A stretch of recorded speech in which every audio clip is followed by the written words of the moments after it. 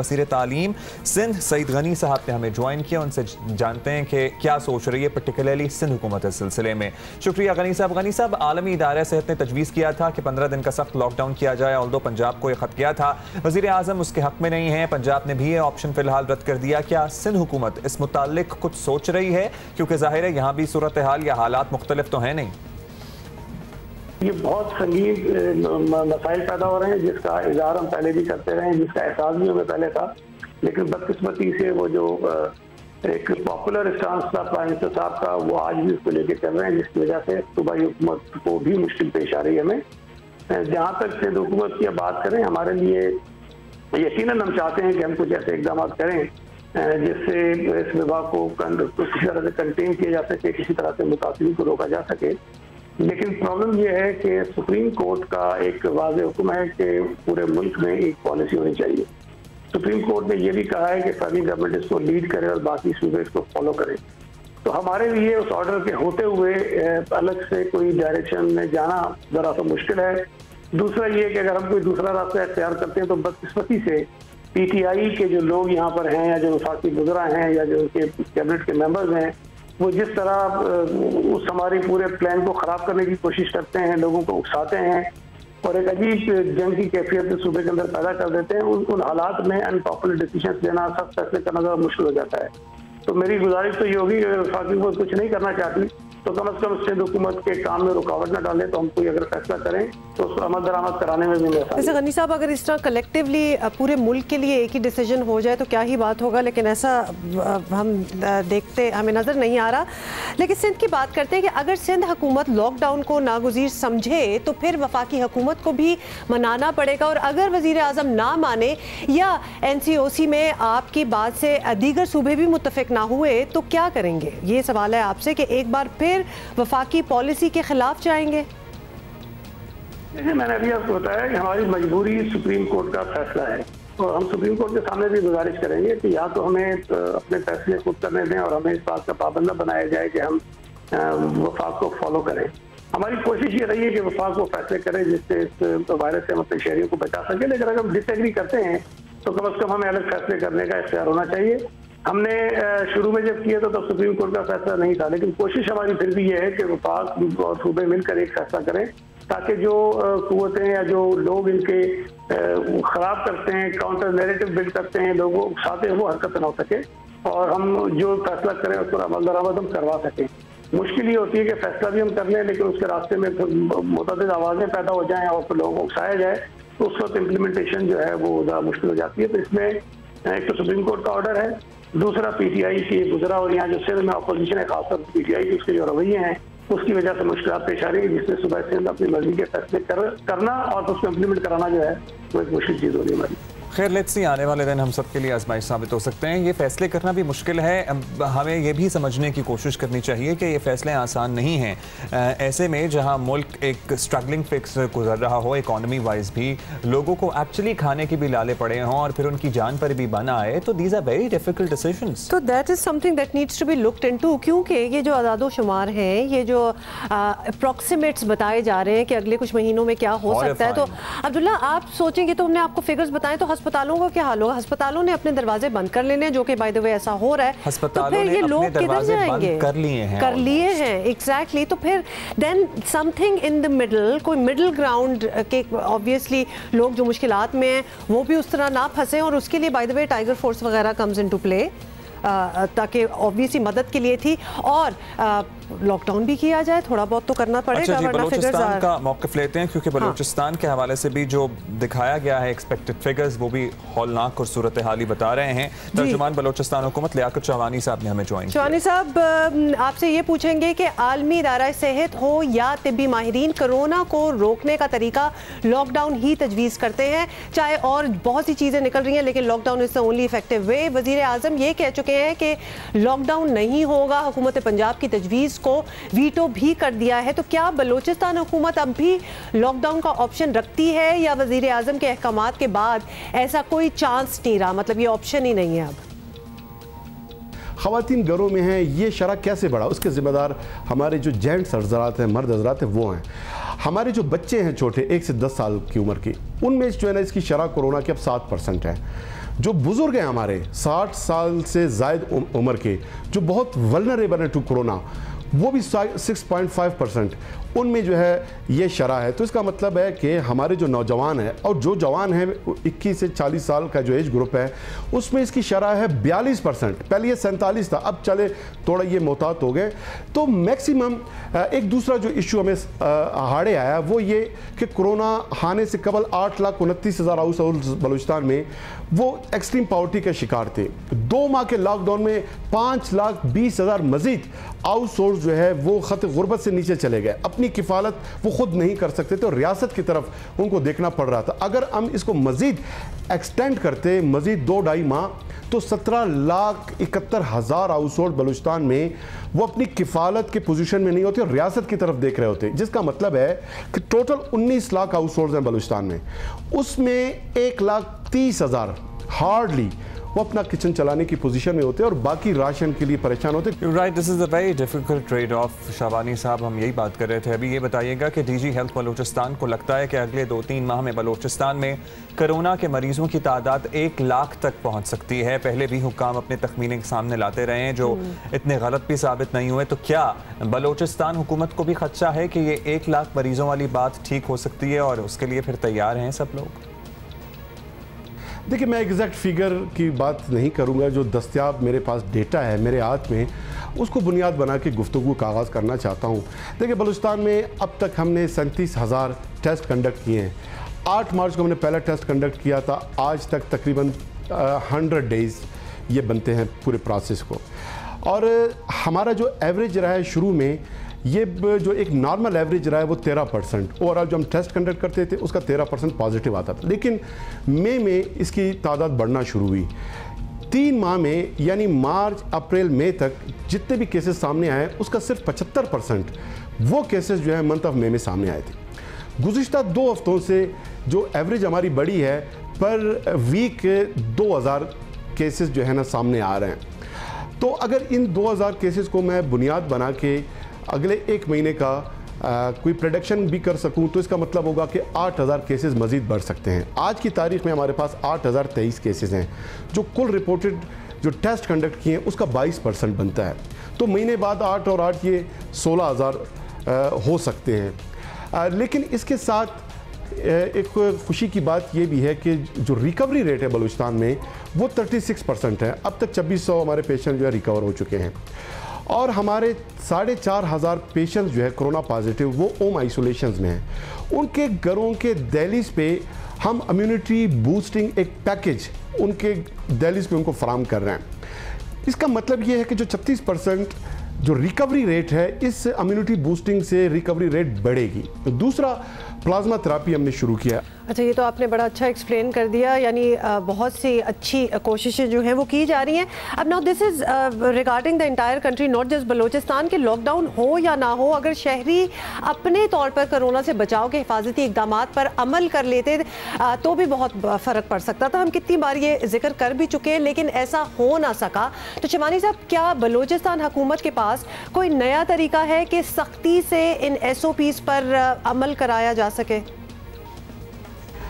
छोटे से भी मर्ज में जब डॉक्टर के पास पेशेंट जाता है और डॉक्टर उसको परहेज का कहता है, वो पेशेंट उस परहेज पे अमल दरामद करता है। और इतनी बड़ी वबा है, अब तो लोगों को पता है, मोहल्लों में आ गया, लोगों के अमवात वाक़ हो रहे हैं।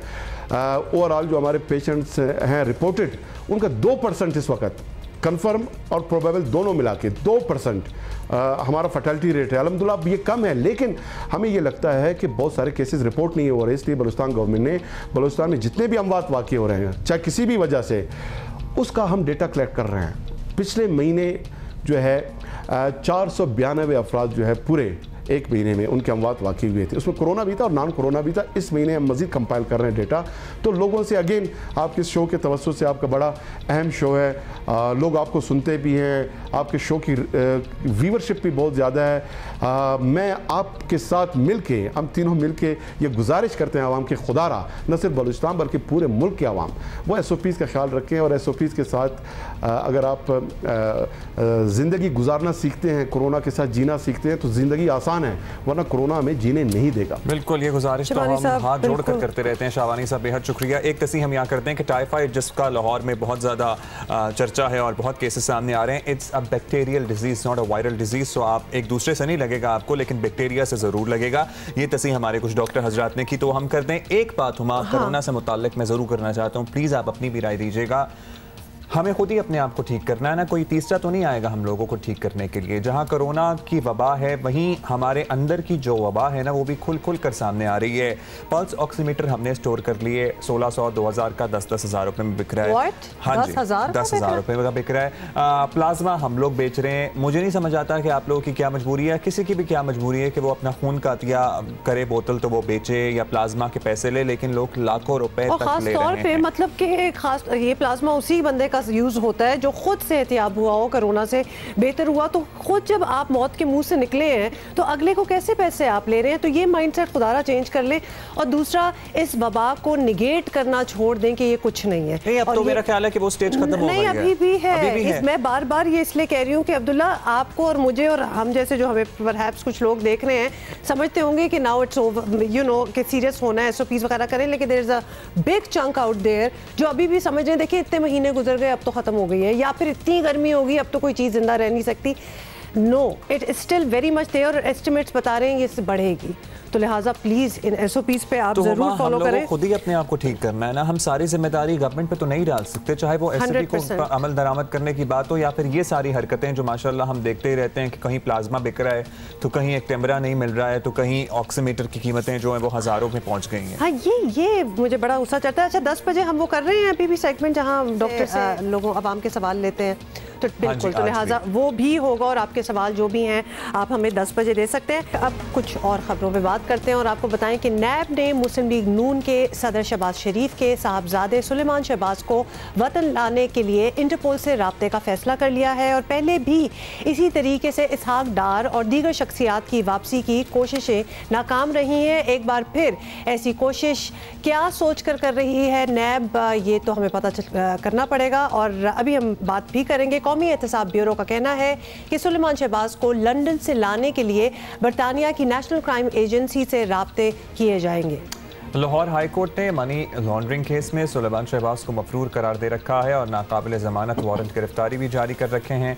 अदालत ने सुलेमान शहबाज को Chaudhry sugar mills, money laundering और आमदन से ज़ायद असासाजात के केस में कई बार तफ्तीश के लिए तलब किया, लेकिन वो पेश ना हुए और उस पर अदालत ने उन्हें इश्तिहारी भी करार दिया। यही नहीं बल्कि सुलेमान शहबाज की तमाम जायदाद भी जब्त करने का हुक्म दे रखा है। लेट्स सी कि यहाँ ऊंट किस करवट बैठता है। साबिक DG operation snap colonel retired Shahzad Bhatti sahab ने हमें ज्वाइन किया। शहजाद भट्टी साहब, सबसे पहले तो हम आपसे यही पूछना चाहेंगे कि ये कोशिश पहली बार नहीं हो रही, इससे पहले भी इसहाक डार के टाइम पे भी उनको लाने की कोशिशें की गई थी, दावे थे कि बिल्कुल अब वो आ जाएंगे, रेड वारंट जारी हो गए। ये स्टेटमेंट्स क्यों की जाती हैं? क्योंकि हमने कभी देखा नहीं ऐसा होता हुआ। तो अभी दोबारा सुलेमान शहबाज के केस में भी यही कहा जा रहा है कि जी उनको वापस लाएंगे। पहले नहीं देखा तो आप कैसे माने? बिस्मिल्लाहिर्रहमानिर्रहीम। पहले तो मैं आपको थोड़ा सा करेक्ट करना चाहूँगा कि बिल्कुल पहले बहुत मर्तबा हो चुका है। हम अमेरिका से जाके लोगों को USA से लेके आए हैं, हमारी अपनी टीम गई है वहाँ। बैंक ऑफ पंजाब के जो चीफ एग्जीक्यूटिव थे, जो प्रेसिडेंट थे, उनको हम वहाँ से लेके आए थे। इसी तरह दुबई से लेके आए थे। बेशक हमें जाके वहाँ उनके कानून के मुताबिक केस को लड़ना पड़ता है, क्योंकि उनका कानून जो है वो इजाज़त देता है। वो पहले वहाँ हम केस जीतते हैं एक किस्म का कि जी ये हमारा मुल्जिम है और हम इसको बिल्कुल ड्यू प्रोसेस में लेके जाएंगे। और क्योंकि वहाँ भी ह्यूमन राइट्स के मसाइल होते हैं कि अगर वो वहाँ का शहरी है या वहाँ रिहाइश पजीर है तो उसको लेके आने के लिए हमें एक पूरा प्रोसेस करना पड़ता है। ऐसा नहीं है कि जी आप उठे और आपने किसी को कहा और वो वहाँ से ले आएंगे, ऐसा नहीं है। लेकिन कोई एक्स्ट्राडिशन ट्रीटी नहीं होती। बिल्कुल होता है। और बरतानिया के मामले में तो इसहाक डार साहब का जब मामला उठा था तो उन्होंने कहा था there is no extradition treaty between जी US के साथ परहैप्स है और UK के साथ नहीं है। जी ऐसा है कि आपके पास दो फॉर्म हैं। एक तो है कि आपकी कोई ऐसा MOU साइन है, आपका उनके साथ कोई ट्रीटी है, एक्स्ट्रेडिशन ट्रीटी है, तो फिर तो बड़ा आसान हो जाता है। लेकिन अगर ये नहीं है तो आप यूएन के act, United nation convention against corruption के आप भी सिग्नेटरी हैं और यूके भी सिग्नेटरी है। 187 के करीब कंट्रीज हैं जिन्होंने इसके ऊपर साइन किए हुए हैं। आप उसके जरिए म्यूचुअल लीगल असिस्टेंस की डिमांड कर सकते हैं।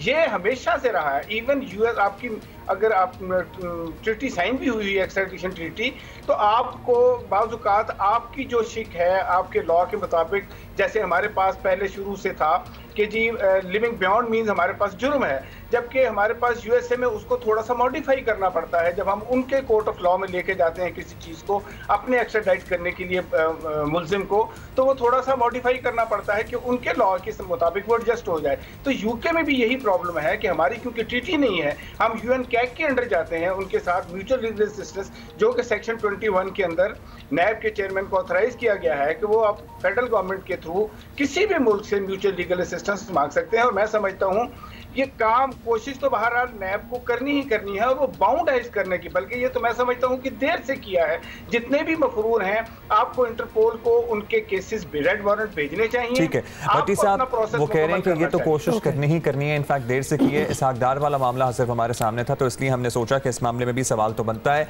ये कोशिश तो करेगी नैब, लेकिन ये कोशिश के कामयाब होने के चांसेस कितने हैं, आपको क्या लगता है? देखिए, इसमें जो इसहाक डार साहब का केस है, आपको पता है कि उसके अंदर 2 ओपिनियन आ चुके हैं कि वहाँ हुदैबिया पेपर मिल का जो केस था पहले उसके अंदर डाउट क्रिएट हो गया। जब डाउट क्रिएट हो जाता है तो दूसरे मुल्क वाले भी सोचते हैं कहीं कहीं इसके अंदर कोई पॉलिटिकल विक्टिमाइजेशन तो नहीं है, तो इसलिए वो एडवांटेज जो है वो उनको चला जाता है।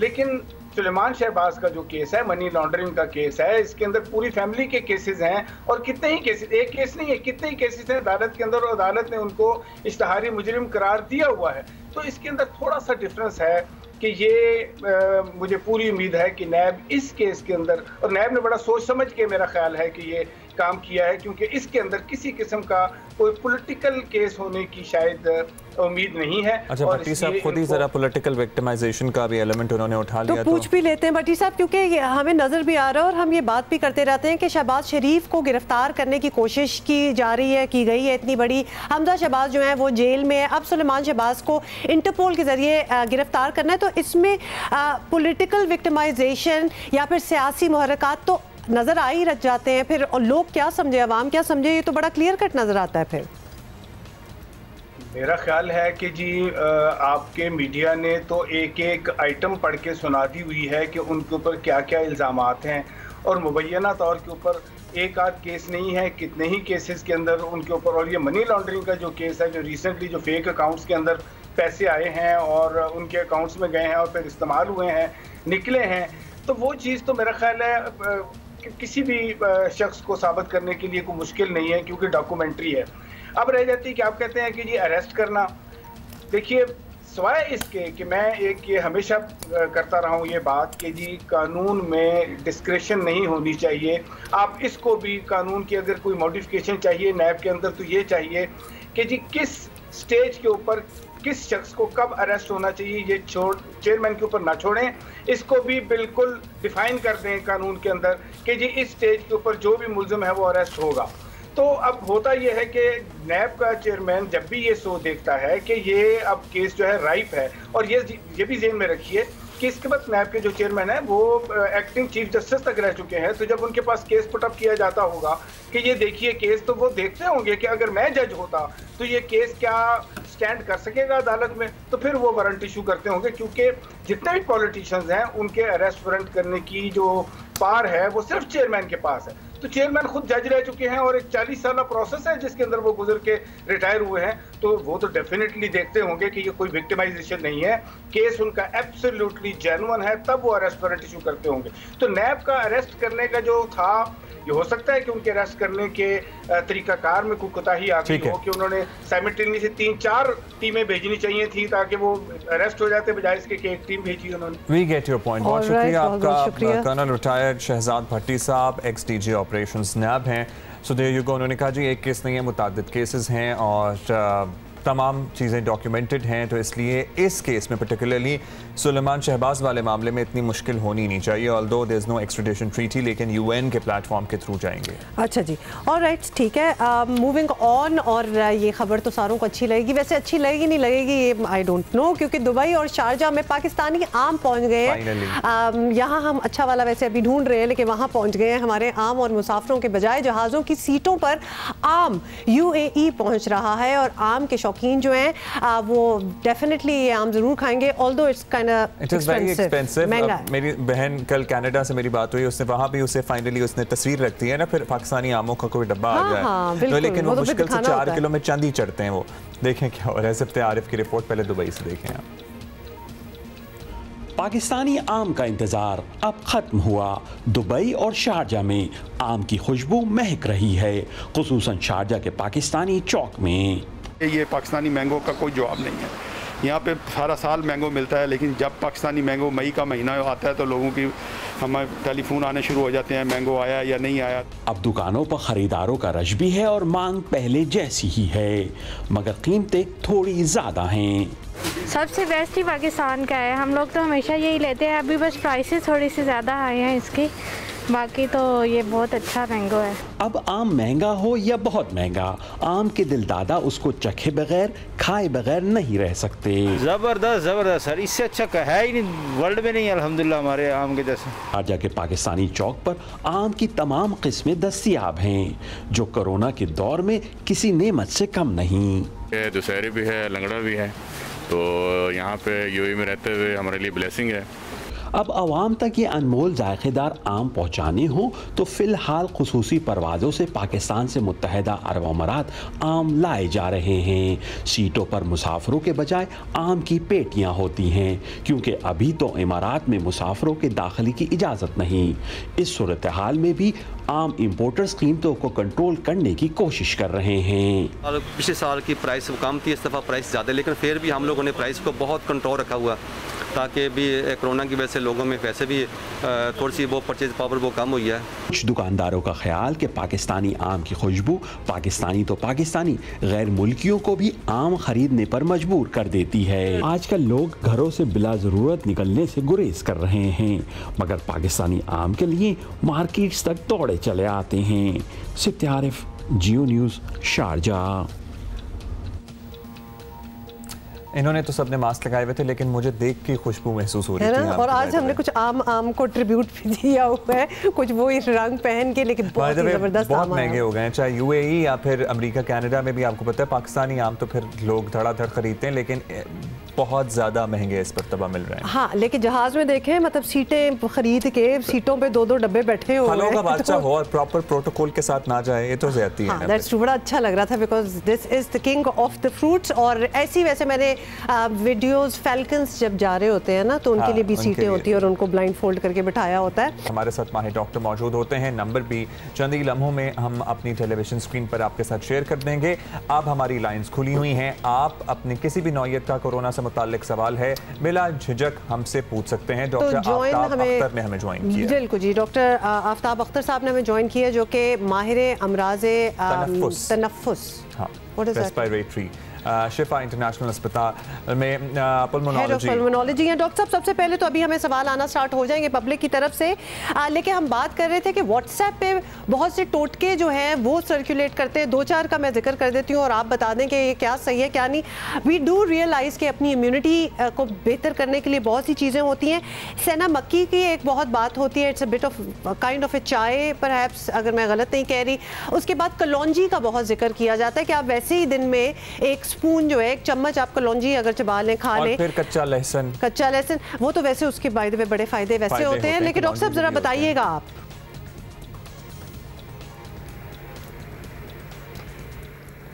हमारा ज़रा राब्ता मुनक़ता है, इस्लामाबाद से हमें ज्वाइन करना है आई गेस अब, और आपके भी सवाल आना शुरू हो गए हैं। हम ज़रा नंबर भी दोबारा से करते हैं।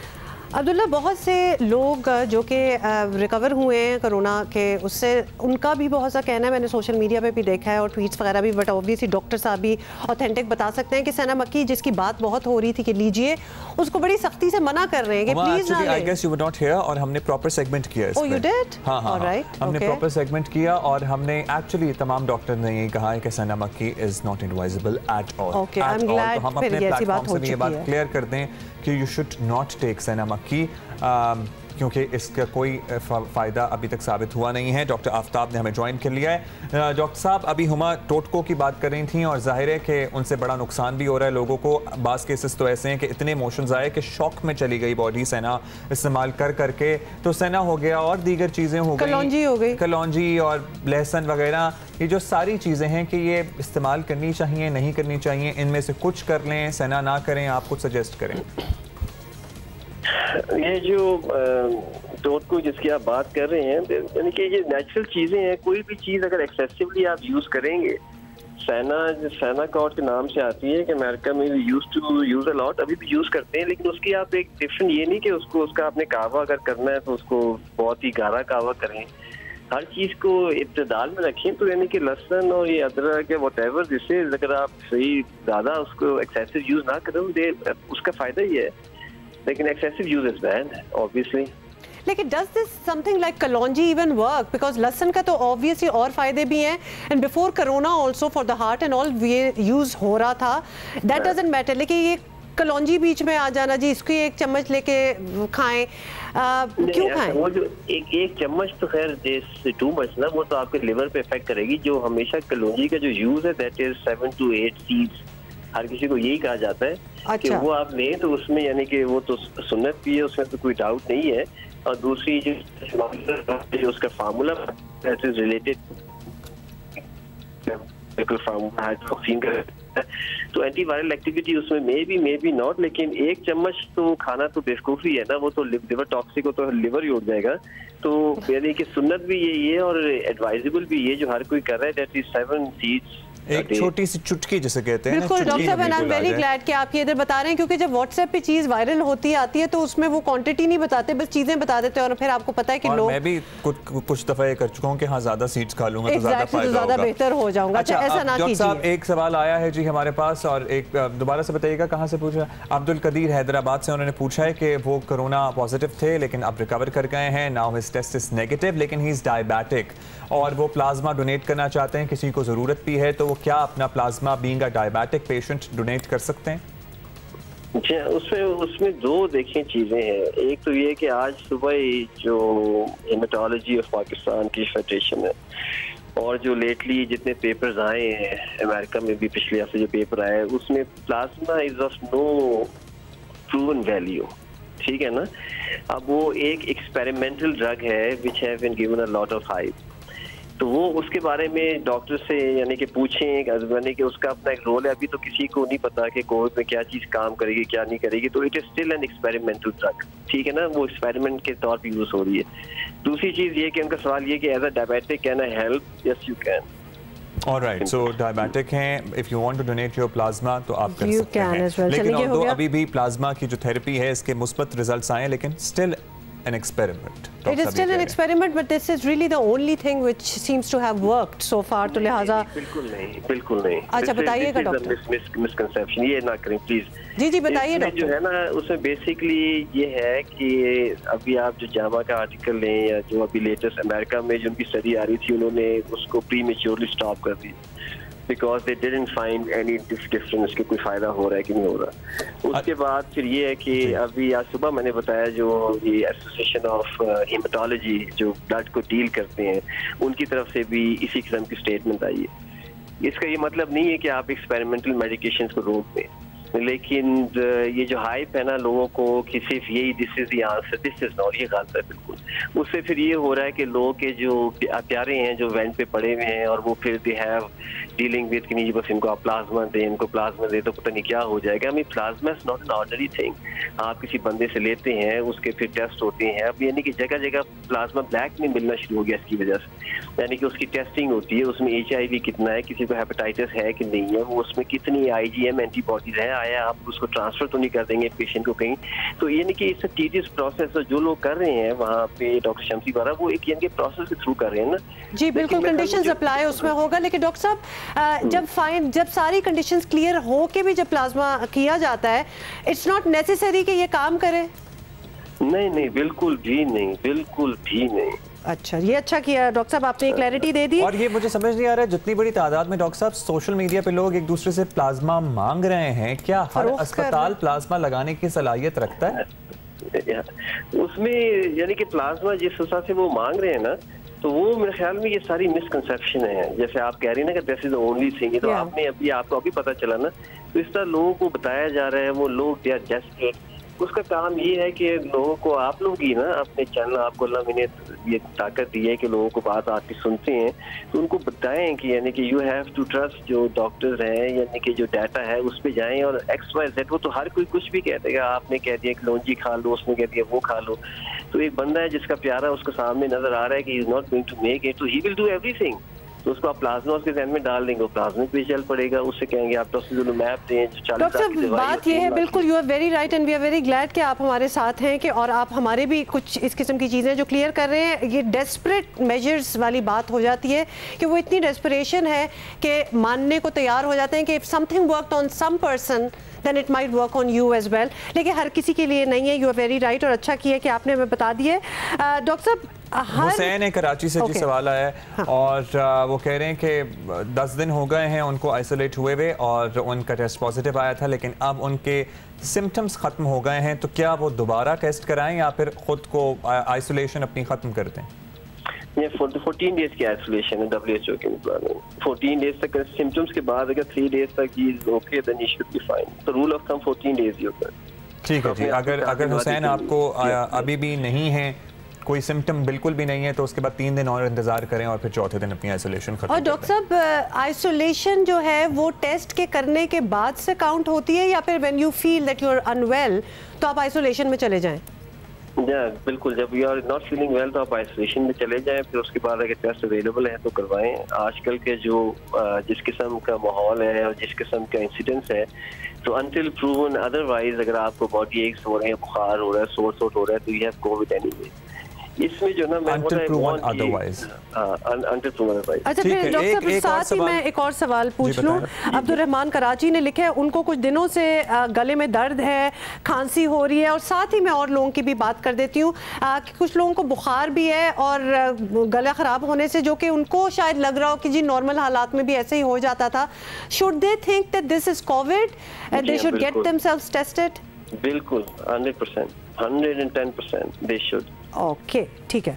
अच्छा एक और सवाल ये डॉक्टर साहब, बाज़ लोग कहते हैं जी किसी पेशेंट को, हमारे पेशेंट को वन ऑफ माय एक्वेंटेंसेस किसी की डेथ हो गई कि नमूनिया था, कोरोना नहीं था। तो कोरोना में भी हमने सुना है कि ultimately it leads to pneumonia. अब क्या जरा कंफ्यूजन होती है इस सिलसिले में कि जी नहीं नमूनिया था, कोरोना नहीं था। वही ना, ये लोगों को यही बात है, सही तरह पता नहीं है, यानी कि and you don't expect everybody to know. अब यहाँ इतनी तो उसमें ये है कि जो कोरोना है बेसिकली जाता तो लंग्स में ही है ना, तो जब वो लंग्स में जाता है तो कुछ लोगों के सिम्टम्स कम होते हैं, सिर्फ कॉफ होगी, कॉफ भी आपकी लंग्स ही आती है, ठीक है ना। लंग्स के ऊपर का जो ट्रैक है, नाक है, गला है, वहाँ पे जाता है तो वहाँ पे आपको खांसी और नज़ला जुकाम होता है। लेकिन ये कि जो कुछ पेशेंट ऐसे होंगे जो कि they will and up getting pneumonia, या दोनों फेफड़ों में निमोनिया होगा, तो कोविड से somebody who dies of COVID basically dies of COVID pneumonia। अच्छा, उसमें मैं आपको ना एक चीज बताना चाहता हूँ कि आप प्लीज आप लोग इस चीज को हाईलाइट करें कि आजकल का वो जो टाइम है ना कि कोविड बहुत ज्यादा फैल गया है और लोगों को, आपने सुना होगा कि हॉस्पिटल जाते हैं उनको हॉस्पिटल बेड्स नहीं मिलते, और इससे यानी कि टेरिबल सिचुएशन है कराची में भी और लाहौर और इस्लामाबाद। अच्छा, इसमें जो इम्पोर्टेंट चीज है ना वो ये है कि जो मेजॉरिटी जो पेशेंट्स होंगे ना वो आप उनको ट्रीट कर सकते हैं विदाउट द ICU, क्योंकि यहाँ पे तो ये है ना कि पेशेंट को लाओ और ICU, कुछ 10% ऐसे लोग होंगे जो ICU में जाएंगे, some of them will make it, some of them आप कुछ भी कर लें they will not make it. लेकिन जो मेजॉरिटी आपकी 50% कोई जो होंगे वो ऐसे होंगे कि जिनको ऑक्सीजन की जरूरत होगी सिर्फ। अब आप देखिए वेस्ट में, न्यूयॉर्क में आपको वेंटिलेटर्स पूरे नहीं पड़े थे, ठीक है ना। पाकिस्तान की तो उस तरह हम लोग ताकतवर नहीं है इकोनॉमिकली वाइज, तो वेंट तो शायद हमें पूरे मिले ना मिले, लेकिन ये तो कौम को समझ आएगी कि जहाँ पे इंग्लैंड में वेंट कम पड़ गए थे, अमेरिका में वेंट कम पड़ गए, तो ये वबा तो ऐसी तो किसी ने देखी तो नहीं है ना कि इसका कैसे तैयार करनी। लेकिन एक चीज जो हर पाकिस्तानी की जरूरत है, उसका हक है, और जिसपे कौम किसी को माफ नहीं करेगी, वो है ऑक्सीजन। यानी कि there is no reason why कि घर में ऑक्सीजन का इंतजाम के लोग मारे मारे बाहर जाए, उनको ऑक्सीजन ना मिले, ठीक है ना। इसी तरह देखिए हमारे पास हॉस्पिटल्स नहीं है, हमारे पास डॉक्टर्स की कमी है, हमारे पास नर्सेस की कमी है, लेकिन वेस्ट के पास सब कुछ हमसे बहुत ज़्यादा है। लेकिन जो वेस्ट के पास नहीं है वो उनका सोशल सेटअप है। हमारे पास है, हमारी बेटियां हैं, हमारे बेटे हैं, हमारे पोते हैं, they can be the best of the nurses. इससे मैं पर्सनली बता रहा हूँ, मेरे वालिद साहब बीमार थे कि जो मेरी बहन खिदमत की है, यानी कि जो बहन जो बेटियां कर सकती हैं एज अ नर्स, वो कोई नहीं कर सकता। आपने अगर वो MBA कर सकती हैं, वो सारे घर का खाना कर सकती हैं, तो एक इंट्रावीनस इंजेक्शन लगाना उनके लिए मुश्किल नहीं है। तो इस वक्त जो सारी हाइप प्लाज्मा के ऊपर है, सारी हाइप ये कि वेंटिलेटर्स लाने हैं, आप बता रहा है गवर्नमेंट से ये कहें कि you should concentrate on oxygen, सिर्फ ऑक्सीजन, जहाँ पे एटम बम बन सकता है, मिसाइल बन सकता है, वहाँ ऑक्सीजन प्लांट्स बन सकते हैं। डॉक्टर साहब ऑक्सीजन सिलेंडर के लिए लोग लिटरली मारे मारे फिर रहे हैं और हजारों रुपए में देकर भी नहीं मिल रहा सिलेंडर। तो डॉक्टर साहब इन अ नटशेल आपके कहने का मतलब है कि everybody will not need to get on to a ventilator, तो लिहाजा वो एक और स्टोरी है, लेकिन ऑक्सीजन की जरूरत पड़ेगी काफी लोग पड़ेगी और नर्सेज की जरूरत पड़ेगी। तो मेजर स्केल पे, मैस स्केल पे आप, यानी कि नर्सेज को आप एक दिन में नर्स नहीं बना सकते, लेकिन एक दिन में आप डेफिनेटली एक आदमी को उसको टीका लगाना सिखा सकते हैं। Absolutely you are right. और नर्सेज को सिखाएं, घर वालों को नर्सेज के लिए ट्रेन कर रहे हैं घर में। और एक पल्स ऑक्सीमीटर एक होता है जैसे ऑक्सीजन चेक करने वाला आला होता है, वो 3000 का मिलता है, वो ब्लैक में 15,000 का मिलता है। यानी कि गवर्नमेंट के पास वेंटिलेटर खरीदने के तो शायद इतना असबाब ना हो, लेकिन इस चीज को तो रोका जा सकता है। ऑक्सीमीटर को तो ले सकते हैं, ऑक्सीमीटर मिल जाए, लोगों को ऑक्सीजन मिल जाए, लोगों को घर में इतना मिल जाए कि ये टीके लगा दो। तो डॉक्टर बिल्कुल आपने सही कहा है। और यहाँ इकराम का एक सवाल है, वो कह रहे हैं कि जी आंखों में जलन है, तो ये तो कहीं कोरोना की अलामत नहीं है? यानी आंखों में जलन तो कोरोना के साथ नहीं, लेकिन कोरोना के यानी कि वो किसी तरह भी आ सकता है कि साथ कोई और सिम्टम्स हैं, तो फिर हमें they should get in touch with the doctor. वो देसी टोटकों वाला तो सैफुल्लाह साहब हमने शुरू में पहला सवाल ही वो एड्रेस किया था। डॉक्टर साहब ने कहा था कि ना करें बिला वजह चीजें इस्तेमाल, जरूरत से ज्यादा कोई भी चीज नुकसान देगी। डॉक्टर आफ्ताब अख्तर बहुत बहुत शुक्रिया, you give us a lot of time और बड़े अच्छे आपने मिसकंसेप्शंस भी क्लियर किए। एक बात डॉक्टर साहब की मैं रीइटरेट करना चाहती हूँ, घर में जो बच्चे हैं, बच्चियाँ हैं, टीनेजर्स हैं, already we are taking care of our parents. मतलब हम इतना तो सारे कर ही रहे होते हैं, एम्पावर करने की जरूरत है। एब्सोल्युटली सेल्फ इंजेक्शन भी तो करते होते हैं लोग, तो लिहाजा ये एम्पावर करने की बात है आपस में एक दूसरे को भी कि आप अपने घर के ही मरीजों की टेक केयर कर सकते हैं, तो इसको कहीं और दूर जाने की जरूरत नहीं पड़ेगी। एक बात जरूर करनी है, वेंटिलेटर नहीं आ सकते सबको पता है, हम लॉकडाउन नहीं कर सकते सबको पता है, हम नहीं कंट्रोल कर सकते सबको पता है, लेकिन हम ये चीज़ तो मेक श्योर कर सकते हैं कि पल्स ऑक्सीमीटर 3000 का 3000 में मिल जाए, मास्क 30 रुपए का 10 रुपए में, 10 रुपए वाला मास्क 10 रुपए में मिल जाए। हम ये तो मेक श्योर कर सकते हैं कि ऑक्सीजन सिलेंडर घर में किसी को ज़रूरत हो तो वो मारा मारा ना फिरे, उसको ब्लैक में हज़ारों रुपए दे के ऑक्सीजन सिलेंडर ना फिल कराना पड़े। ये तो कर सकती है सरकार। की बात कर रहे हैं, उस दिन मैंने मास्क का एक डब्बा लिया जो कि मैंने 1000 रुपए का कोई महीने पहले 2 महीने पहले लिया था, और अब जब मैंने लिया तो वो 2200 का था, और आपको पता ही है उसके बाद क्या हुआ था। मतलब जो कि एक चीज मैंडेटरी हो गई है कि आपने मास्क तो पहनना ही पहनना, उसकी प्राइस देखें किधर किधर चली गई है।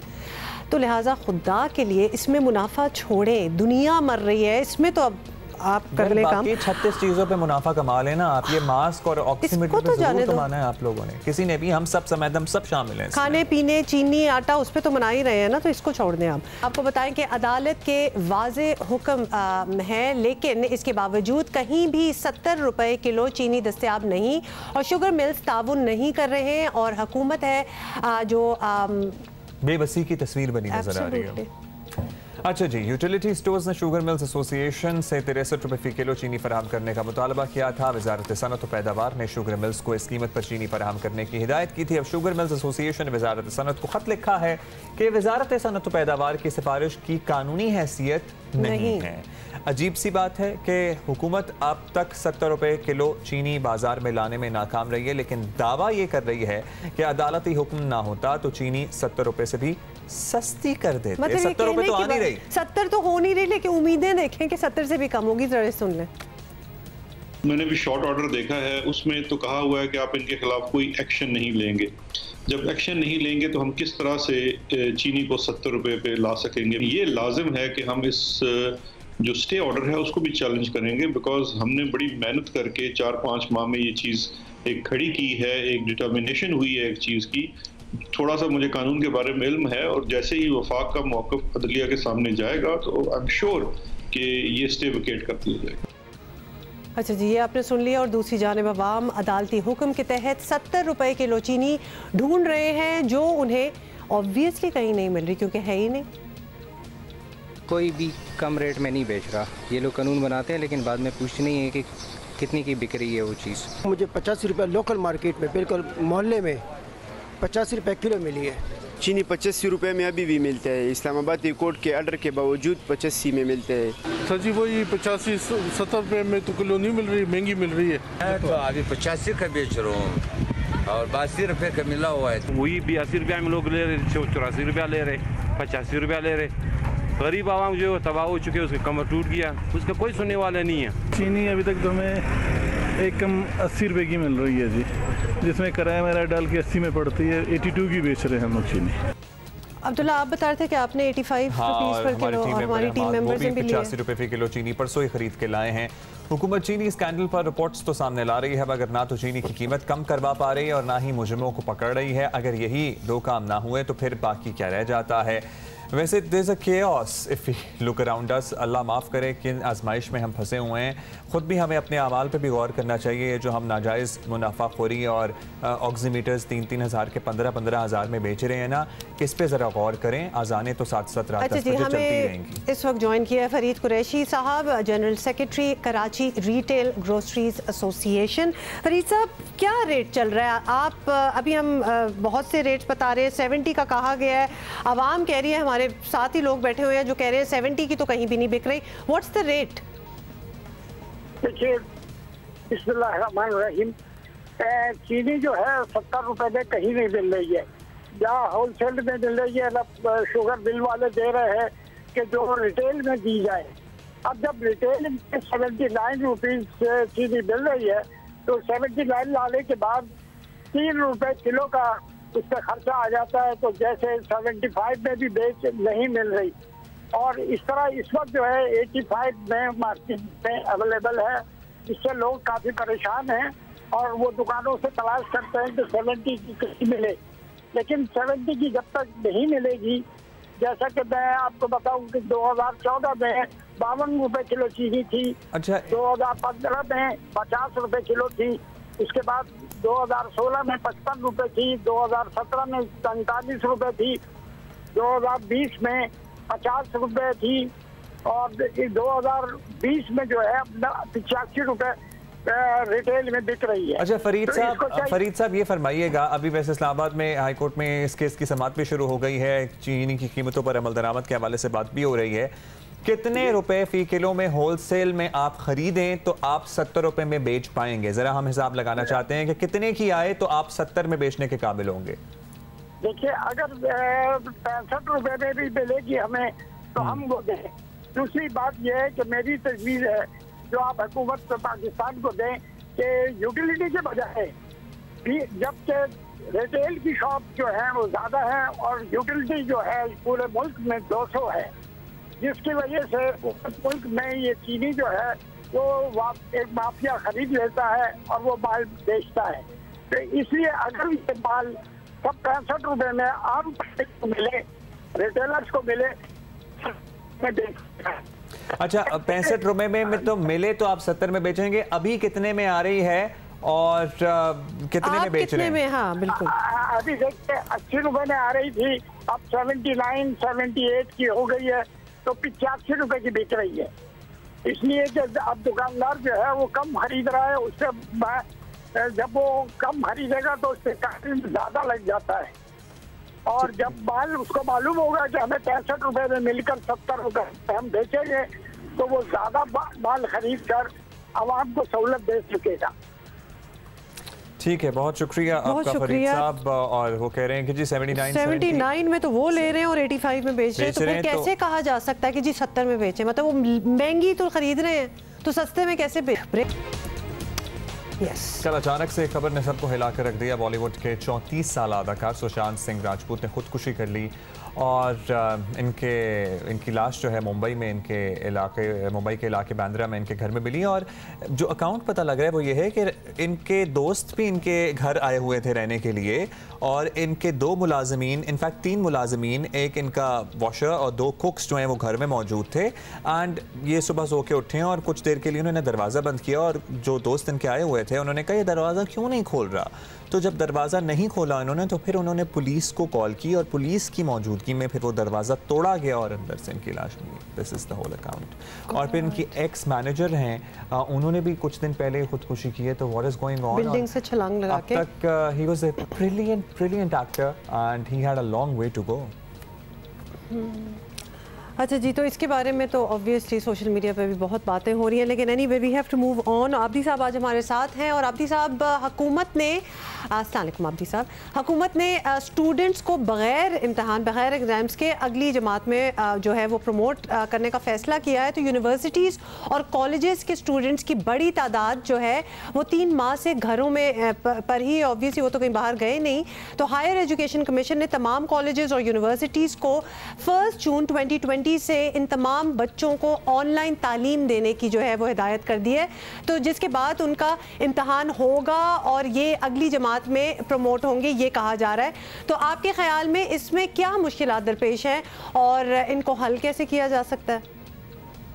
बच्चों के तालीम आगे बढ़ाने का सवाल है, तो मेरा जो पैगाम वालिदैन के नाम है वो यही है कि देखिए, जो यूनिवर्सिटीज़ जो हैं आपको कांटेक्ट कर रही हैं या आपके बच्चों को इंगेज कर रही हैं और वो चाहती हैं कि जो भी ज़राए मौजूद हैं ऑनलाइन तालीम के, चाहे वो व्हाट्सएप के ज़रिए हो या ईमेल के ज़रिए हो या जूम मीटिंग के ज़रिए हो, अगर वो लेक्चर्स करना चाहते हैं या तालीमी मटीरियल आपको फराहम करना चाहते हैं, तो आप अपने बच्चों को इनकरेज करें ताकि वो उन यूनिवर्सिटियों से और अपनी अपनी तालीमी इदारों से मुंसलिक रहें और उसके बाद उन तालीमी इदारों को सपोर्ट करें ताकि वो बच्चे अपनी तालीम जारी रख सकें और उनके साल ज़ाया ना हो, ना सेमेस्टर ज़ाया हो, और वो अपने जो है डिग्री वक्त पर ले सकें। ठीक है जी, शुक्रिया। बहुत बहुत शुक्रिया। ये सवाल जो हैं ये स्टूडेंट्स ही हमें भेजते हैं and of course we put them to. आप भी साहब, टाइम है हमारे पास? हाँ, हमारे पास टाइम है। कोरोना की वबा और लॉकडाउन ने दुनिया भर में ख़ानदानी निज़ाम ख़ास तौर पर बच्चों पर बहुत असर डाला है और इस सारी सूरत हाल में one of our top stories हम बात कर रहे हैं। बच्चे इस सारी सूरत हाल को किस नज़र से देखते हैं, इस बारे में कमसिन तालिबा इशाल साजिद ने तहकीक की है, जिसमें बताया गया है कि वालिदैन बच्चों के बारे में फ़िक्रमंद हैं क्योंकि मनफी ख़बरें, मोबाइल फ़ोन और टैबलेट का इस्तेमाल उनकी ज़हनी सेहत पर असर डाल रहा है। तालीमी सरगर्मियाँ ख़त्म होने और रूटीन ख़राब होने जैसे मसाइल भी दरपेश हैं। तहकीक के आखिर में वालिदैन और बच्चों के लिए कुछ तजावीज़ भी दी गई हैं। अब क्या तजावीज़ हैं, हम इसी पे बात करेंगे। इशाल हमारे साथ मौजूद हैं। Ishal, we know that you are a very bright student. अब बताइए कि कैसे आपको ख्याल आया कि आप इस पे ज़रा गौर करें, इस पे कुछ लिखें और क्या सजेशंस हैं, क्योंकि हमें बहुत से लोग देख रहे हैं who are really in need of such suggestions. इस पेपर में मैंने बड़ों को बताया कि बच्चों को क्या चाहिए उनसे इन ट्रबलिंग टाइम्स में। मुझे 3 मेन चीज़ें पता चली हैं। फर्स्ट ऑफ ऑल, बच्चों को रूटीन की बहुत ज़रूरत है क्योंकि रूटीन के बगैर वो सारा दिन नेटफ्लिक्स ही देखते रहेंगे, दोस्तों से बातें करते रहेंगे, कोई स्कूल का काम नहीं करेंगे। तो वो चाहते थे कि वो अपने पेरेंट्स के साथ बैठ के एक रूटीन बनाए। दूसरा, स्क्रीन टाइम के बारे में उनको लगता था कि ऑब्वियसली हम सब घर पे फंसे हुए, वो फ़ोन लैपटॉप ज़्यादा यूज़ करेंगे, लेकिन ये बड़ों को नहीं पसंद था। बड़े कहते थे कुछ भी और करो, बस इतना फ़ोन पे ना जाओ, और बच्चे कहते थे सुने और है कुछ नहीं करने के लिए। तो मुझे ये पता चला कि बड़ों को ये एक्सेप्ट करना चाहिए कि बच्चों स्क्रीन पे ज़्यादा होंगे। इसके बारे में आप कुछ कर नहीं सकते क्योंकि और है नहीं कुछ करने के लिए, और उसको पुश अवे करने की instead of pushing it away आपको उसको एक्सेप्ट करना चाहिए और टुगेदर आप कोई मूवी देख लें, इस तरह की चीज़ें करें ताकि आप दोनों साथ साथ स्क्रीन्स को एंजॉय करें। और तीसरी चीज़ ये थी एक्सरसाइज के बारे में। बच्चों को ये अच्छा लगता था कि वो घर पे बैठ के ऐसे 1-2 यूट्यूब के वर्कआउट कर लिए, बस इतना ही हो गया दिन के लिए, और बड़े चाहते थे कि वो बाहर जाएं, फ्रेश एयर में वॉक करें, जॉग करें, बच्चे के साथ क्वालिटी टाइम स्पेंड करें। और मुझे ये पता चला कि सबसे बेहतरीन तरीका है कि हर रोज़ आप मे बी आधे घंटे के लिए या 1 घंटे के लिए बाहर जाएं और आप फ्रेश एयर लें। फ्रेश एयर बहुत ज़रूरी है, लेकिन फिर वापस आके जो भी वो खुद वर्कआउट करना है वो कर लें, तो कॉम्प्रोमाइज़ बहुत ज़रूरी है। इशल, अच्छी सजेशंस है आपकी। आई एम जस्ट वंडरिंग कि ये कोई क्या आप कहेंगी कि फैमिलीज़ टाइम टेबल बना लें और उसको बड़ा स्ट्रिक्टली फॉलो करें, क्योंकि बच्चों को माइल भी तो करना होगा ना कि जी इस वक्त से इस वक्त तक ये करेंगे, स्क्रीन टाइम भी आपकी बरकरार है, लेकिन फिर फ्रेश एयर भी कर लेनी है। तो ये किस तरह मानेंगे बच्चे? सारी फैमिली एक साथ कैसे कर सकेगी? जी, मेरा ख्याल है कि लॉकडाउन के दौरान मैं अपने फैमिली से बहुत क्लोज हो गई हूँ, क्योंकि पहले मैं स्कूल जाती थी, घर आती थी, सीधा मैं खाना खाती थी, पढ़ाई करती थी, थोड़ा टीवी भी देखती थी और सोने के लिए चली जाती थी। लेकिन अब उनके साथ ही मेरा सारा दिन होता है, मैं उनके साथ ही अपना दिन गुजारती हूँ, कुछ और है नहीं करने के लिए। हमने ये सीखा है कि अपने आप की कंपनी कैसे एंजॉय करें।